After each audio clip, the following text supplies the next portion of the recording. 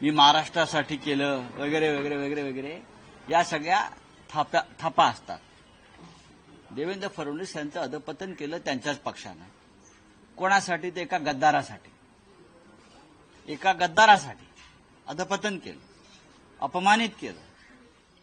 ते आता मोठ्या गोष्टी बोलत असतील, असं झालं तसं झालं. 2.5 वर्ष तुम्ही एका गद्दाराला मुख्यमंत्री केलं शिवसेनेतल्या. 2.5 वर्ष तुम्ही शिवसेनेतल्या एका गद्दाराला मुख्यमंत्री केलं. पण शिवसेनेबरोबर तुमची युती असताना 25 वर्ष तुम्ही शिवसेनेचा मुख्यमंत्री करण्यास नकार दिलात. त्याच्यामुळे देवेंद्र फडणवीस हे खोटं बोलतायत. त्या संपूर्ण प्रक्रियेमध्ये मी होतो चर्चेच्या. मला माहिती आहे चर्चाच करायला तयार नव्हते हे लोक कोणत्याही प्रकारे. मुख्यमंत्रीपदावर चर्चा होणार हे वारंवार सांगितलं जात होतं.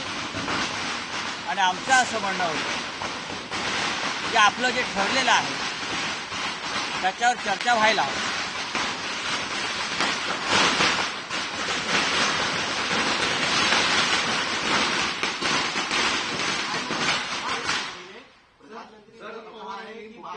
बघा, कोणीतरी एकाने प्रश्न विचारा. मोवियाच्या काळामध्ये शरद पवार यांनी मुख्यमंत्री पदावर दावा केला होता.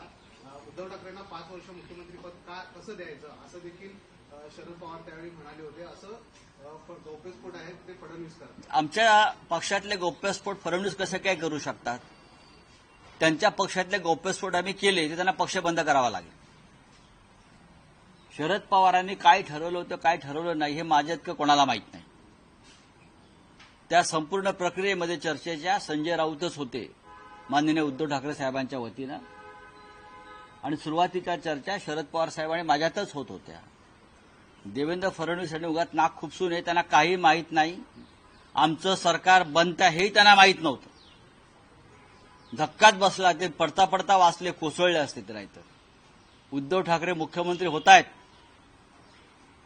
हे जेव्हा त्यांना समजलं की आमचं सरकार येत आहे, त्यांना असं वाटलं शिवसेना काय करणार, आपल्या पायाशीच येणार, असं त्यांची एक भूमिका होती. पण तसं झालं नाही. राजकारण शिवसेनेला येतं आणि तुम्ही जो आमचा अपमान केलात मुख्यमंत्रीपद नाकारून, ते मुख्यमंत्रीपद आम्ही तेव्हा घेतलं. ठीक आहे, तुम्ही आमच्यामध्ये गद्दार निर्माण करून सरकार पाडलं ते वगैरे ठीक आहे. आणि शरद पवार साहेबांनी असेल किंवा काँग्रेस पक्षाने असेल, हे सरकार आणि हे मुख्यमंत्रीपद 5 वर्ष टिकवायचं अशी कमिटमेंट होती त्यांची. देवेंद्र फडणवीस यांना खोटं बोलण्याचा रोग लागलेला आहे गेल्या 2.5-3 वर्षापासून. आणि महाराष्ट्राचं नुकसान त्याच्यामुळे झालेलं आहे. शरद पवारांचा तालुक्याचा नेता म्हणून असा उल्लेख राज ठाकरे यांनी केला. अरे सोडून द्या हो. कोणी बोलायचं शरद पवारांवर? कोणी बोलायचं? तालुक्याचा नेता, गावचा नेता? तुमच्या नरेंद्र मोदींना जाऊन विचारा शरद पवार काय आहेत ते, जे तुमचे नेते आहेत सध्याचे. त्यांना जाऊन जरा विचारा की पवारसाहेब काय आहेत. अमित शहाना विचारा पवारसाहेब काय आहेत. आणि मग तुम्ही या पवारसाहेब तालुक्याचे, गावचे, बरं का, गल्लीचे नेते आहेत काय, याच्यावर तुम्ही बोला. कोणत्या विषयावर काय बोलावं, काही भान राहिलं पाहिजे ना. तालुक्याचे नेते, ज्या पक्षाचा एक आमदार नाही तो पवारसाहेबांना म्हणतो. हे जो माणूस या महाराष्ट्राचं, देशाचं 50-60 वर्ष नेतृत्व करतो आहे, त्याला तुमच्याच नरेंद्र मोदींनी पद्मविभूषण किताब दिला, ज्यांना आम्ही राजकारणातले भीष्म पितामह मानतो. त्यांना तुम्ही राजकारणामध्ये शून्य कर्तृत्व असलेले लोक अशा प्रकारे बोलत असतील तर हे महाराष्ट्रासाठी चांगलं नाही. सर, ठाकरे गटाने बाळासाहेबांचा रिमोट कंट्रोल काँग्रेसचा असं कोण म्हणतंय? म्हणून घ्या त्यांच्याकडून असं म्हटलंय. जर तुम्हाला चांगली बघा, नरेंद्र मोदींनी देशाचं काम करावं. काल त्यांची सभा जर आपण पाहिली असेल शिवाजी पार्कची, आपण जी दाखवली सभा, 5,000 माणसंही नव्हती. ती 5,000 माणसातले अर्धे भाड्याचे होते. ते आम्हाला मुंबईत येऊन शिवसेना, हिंदुत्व हे शिकवत असतील तर कठीण आहे जरा या देशाचं. आता उद्या निवडणूक झाली की ते ब्राझीलला चाललेले आहेत प्रधानमंत्री. उद्या निवडणूक झाल्याबरोबर ते ब्राझील नंतर मेक्सिको नंतर इटली असे ते फिरायला चाललेले आहेत सुट्टी घालवायला सरकारी पैशानं, ते आम्हाला काय सांगतायत नरेंद्र मोदीजी. सर हिंदी में रामदास बताना चाहेंगे कदम कि चला ठीक है, अभी हो गया, चलो. प्रधानमंत्री की सभा हुई, कुछ तस्वीरें जो है सोशल मीडिया पर वायरल हो रही है जहाँ पर कुर्सियां खाली रखी है और सामने प्रधानमंत्री. बात ऐसी है भाई, महाराष्ट्र के शिवाजी पार्क में मुंबई में प्रधानमंत्री जी की सभा हो गई. आपने देखा होगा शिवाजी पार्क का नजारा कल का क्या था. मुझे तो बहुत दुख हो गया. प्रधानमंत्री आते हैं और उनका इस तरह से स्वागत किया जाता है, सभा में लोग नहीं आते हैं. उसका मतलब क्या है? क्योंकि मुंबई की जनता, महाराष्ट्र की जनता प्रधानमंत्री के भाषण से ऊब चुकी है.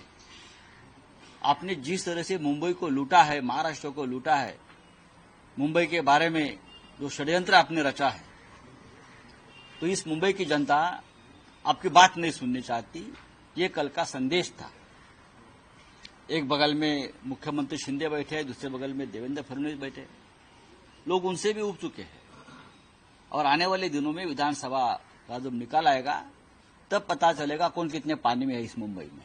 सर महाविकास आघाड़ी में एक ऐसा पक्ष है जिन्होंने अपना रिमोट कंट्रोल कांग्रेस के हाथ में दिया. इस तरीके का बयान प्रधानमंत्री की ओर से. ठीक है, प्रधानमंत्री के बयान पर महाराष्ट्र की जनता विश्वास नहीं रखती. ये महाविकास आघाड़ी है, हम तीनों एक साथ है, हम एक है और आपसे ज्यादा सेफ है महाराष्ट्र में. और दूसरी बात ऐसे, किसका रिमोट कंट्रोल किसके हाथ में है ये जनता तय करेगी. आपने जो शिवसेना तोड़कर एक अलग गुट बनाया है उसका रिमोट कंट्रोल जरूर आपके हाथ में होगा, लेकिन हमारा रिमोट कंट्रोल आपके हाथ में देने से हम बच गए, इसलिए आप हम पर नाराज है. मुझे मालूम है हम स्वाभिमानी लोग हैं. महाराष्ट्र और शिवसेना आपके चंगुल में आने वाले नहीं है. महाविकास आघाड़ी में सभी जो पक्ष है वो एक साथ है, लेकिन कल की सभा में अजित पवार और उनके जो उम्मीदवार है वो पूरे स्टेज पर नहीं थे. ना ही अजित पवार थे. बात ऐसी है भाई कि मैंने पहले भी कहा है 23 तारीख के बाद ये महायुति नहीं रहेगी, क्योंकि मुख्यमंत्री ही नहीं रहेगा. एकनाथ शिंदे को ये किसी भी हालत में मुख्यमंत्री नहीं बना रहे हैं. सबसे पहले उनको बहुमत नहीं मिलेगा. लीडर ऑफ अपोजिशन भी शिंदे को नहीं बनाएंगे. सरकार हमारी बन रही है, तो उनका कोई फायदा ही नहीं है शिंदे और अजित पवार का. भी काम हो गया, अभी पूरा हो गया काम, अब निकाल देंगे उनको. शिवराज सिंह चौहान ने कल एक बयान दिया है कि उद्धव ठाकरे ने बाला साहेब ठाकरे को स्वर्ग में भी परेशान करने का काम किया. बाला साहब ठाकरे स्वर्ग से सब देख रहा है. आपका जो नौटंकी चल रहा है ना, शिवराज सिंह चौहान हो, नरेंद्र मोदी जी हो, अमित शाह जी हो, बाला साहब ठाकरे जी की शिवसेना जो आपके साथ 25 साल रही, उनके साथ भारतीय जनता पार्टी ने कैसा धोखा किया है ये भी बाला साहब ठाकरे देख रहे हैं. तो ठीक है, चलो, थैंक यू. आदित्य ठाकरे और जरी टीका की है.